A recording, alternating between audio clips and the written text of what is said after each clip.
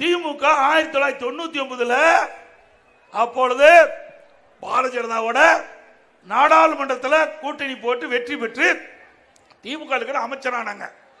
படம் பாரு, கருணாநிதியும் முரசொலி மாறனும் எப்படி வாஜ்பாய்க்கு ஒத்துவதுறாங்க பாருங்க.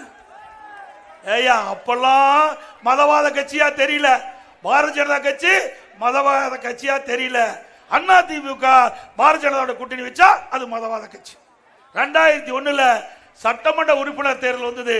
அப்ப பாரதிய ஜனதா கட்சியோட திமுக கூட்டணி வச்சது. ஆக இவர்கள் கூட்டணி வச்சா சரி, அண்ணா திமுக கூட்டணி வச்சா தப்பு. ஆக கூட்டணி என்பது தேர்தல் நேரத்தில் அமைக்கப்படுவது. இன்றைக்கு எதிரிகளை வீழ்த்த வேண்டும் என்று சொன்னால் விழுகின்ற வாக்கு சிதறாமல் நம்முடைய வேட்பாளர் கிடைச்சாதான் எதிரிகளை வீழ்த்த முடியும்.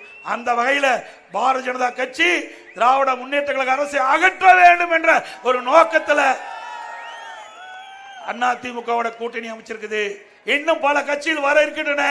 இப்படி பல கட்சிகள் ஒன்றாக இணைந்து அனைத்து இந்திய அண்ணா திராவிட முன்னேற்ற கழக தலைமை பாரதிய ஜனதா கூட்டணியிலே அங்கம் வச்சு 2026 சட்டமன்ற பொதுத் தேர்தலில் அதிக வாக்குகளை பெற்று அண்ணா திமுக கூட்டணி பெரும்பான்மையான இடங்களை வெற்றி பெறும். அண்ணா திமுக பெரும்பான்மையோடு தனியாக ஆட்சி அமைக்கும் என்பதை உறுதிப்பட தெரிவிக்கிறேன்.